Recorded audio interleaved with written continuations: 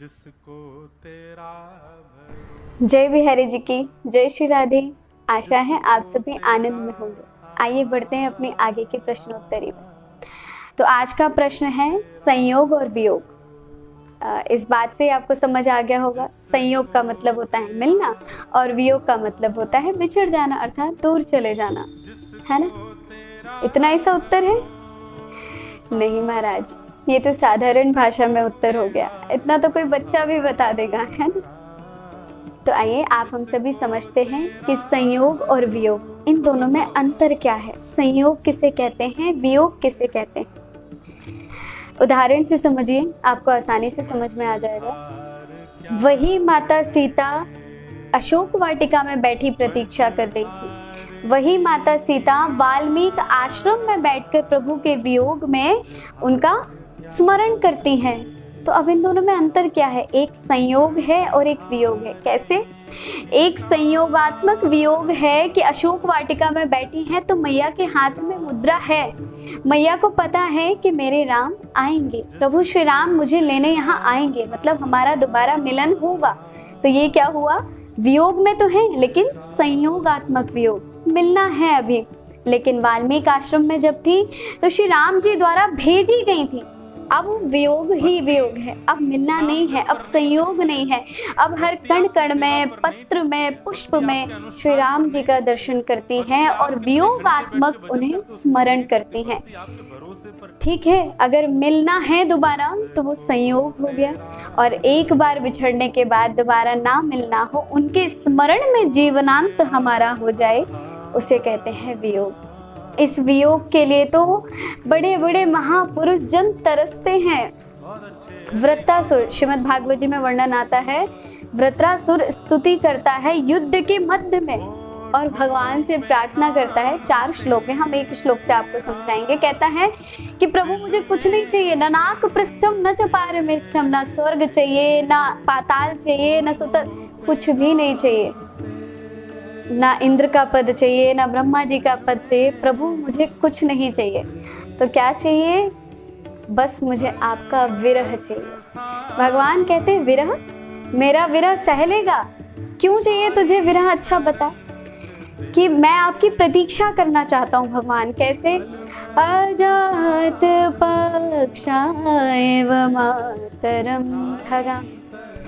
जिस प्रकार जो चिड़िया है, चिड़िया के छोटे छोटे बच्चे होते हैं तो जब पंख नहीं होते, तो जैसे वो अपनी माता की प्रतीक्षा करती है, ठीक वैसे ही मैं आपकी प्रतीक्षा करना चाहता हूँ। भगवान कहते हैं अच्छा, जब तेरे पंख आएंगे तो जैसे वो पक्षी उड़ जाता है वैसे तू भी उड़ जाएगा। तो वृत्रासुर कहता है अच्छा प्रभु दूसरी चीज, अजात पक्षा इव मातरम खगा। अगर इससे काम नहीं चला तो अगली लाइन कहता है तन्यम यथा वत्स तरा शुधारता। जिस प्रकार वो बछड़ा अपनी माँ का दुग्ध पीने की प्रतीक्षा करता है, ठीक वैसे ही मैं आपकी प्रतीक्षा करना चाहता हूँ। तो भगवान कहते हैं बेटा, वो तो अपनी माँ का स्तनपान करके फिर चला जाता है, उसका जब पेट भर जाता है तो फिर वो माँ को भूल जाता है, उन्हें स्मरण भी नहीं करता। ऐसे तू मुझे भूल जाएगा, बहुत उधम मचाएगा, क्योंकि जब बच्चे का पेट भर जाता है तो वो उद्दंडी हो जाता है। तो ऐसे ही तू मुझे छोड़कर चला जाएगा।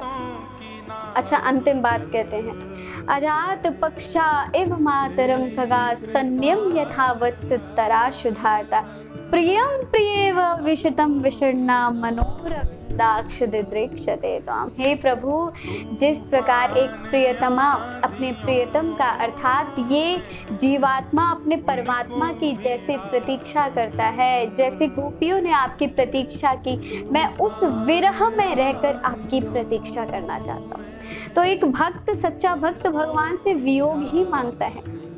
अच्छा, गोपियों को कब वियोग हुआ?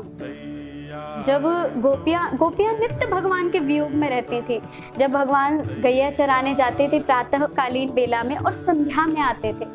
कहते हैं संतों से हमने श्रवण किया, क्योंकि हम संतों का श्रवण किया हुआ और अपना थोड़ा बहुत, क्योंकि हमने अधिक अध्ययन नहीं किया है, कुछ भी ज्ञान नहीं है हमें, तो जो थोड़ा बहुत अध्ययन किया है उसके माध्यम से आपको बताने का प्रयास कर रहे हैं। ठीक है, संतों की वाणी के अनुसार और अपने थोड़े बहुत अध्ययन और मत अनुसार। तो गोपियां नित्य उनके वियोग में रहती थी। प्रणय गीत में भी उनका वियोग है, गोपी गीत में भी उनका वियोग है। ये कौन सा वियोग है? संयोगात्मक वियोग, कि कृष्ण यदि गए हैं तो वापस भी आएंगे, है ना। अभी अपने घर हैं, घर गोपियां जाती थी घर जाकर देखने, उनका दर्शन करने जाती थी, माखन चोरी का बहाना लेकर जाती थी, उनके उल्हाने देने, उनकी शिकायतें करने। तो ये वियोग उनका नित्य प्रतिदिन का था कि कृष्ण मिल जाएंगे। कहने का मतलब जब प्रियतम आंखों के सामने हो, फिर अगर थोड़ी देर के लिए भी ओझल हो जाए तो उसे कहते हैं संयोगात्मक वियोग, कि कृष्ण मिल जाएंगे। लेकिन जब प्रभु वृंदावन धाम को छोड़कर मथुरा चले गए, तब गोपियों से मिलने जब उद्धव आए, तब जब श्री राधा रानी ने जब भ्रमर गीत द्वारा श्री उद्धव जी को ज्ञान दिया है कि भ्रमर में भी कृष्ण का दर्शन कर रही है, ये भ्रमर कृष्ण ही तो है, ये भ्रमर कोई और नहीं, कृष्ण ही है। तो उन्हें अनुभूति हो रही है, तो उस भ्रमर में कृष्ण का दर्शन करें। कण कण में जब कृष्ण का दर्शन हो और उनकी अनुभूति हो, उनका स्मरण हो, उसे वियोग कहते हैं। संयोग और वियोग, जो संयोगात्मक वियोग होता है उसमें प्रियतम के मिलने की कामना होती है, और जो भगवान का मन, चित्त, बुद्धि, हर तरह से भगवान का ही स्मरण हो, हर जीव में भगवान का स्मरण हो, वो भगवान का वियोग है। इस प्रकार से आप सभी संयोग और वियोग का अर्थ समझिए। आशा है हमारी सरिता जी को उनके संतोषजनक प्रश्न का संतोषजनक उत्तर मिला हो। फिर भी यदि कोई बात रह गई हो या कुछ समझ नहीं आया हो तो आप हमसे दोबारा पूछ लीजिएगा। तो आज का प्रश्न आप सभी के लिए। आगे मिलते हैं अपने नए प्रश्न के साथ, नई वीडियो के साथ। तब तक के लिए जय बिहारी जी की, जय श्री राधे। मंगल में रहिए, भगवान के नाम जप में रहिए।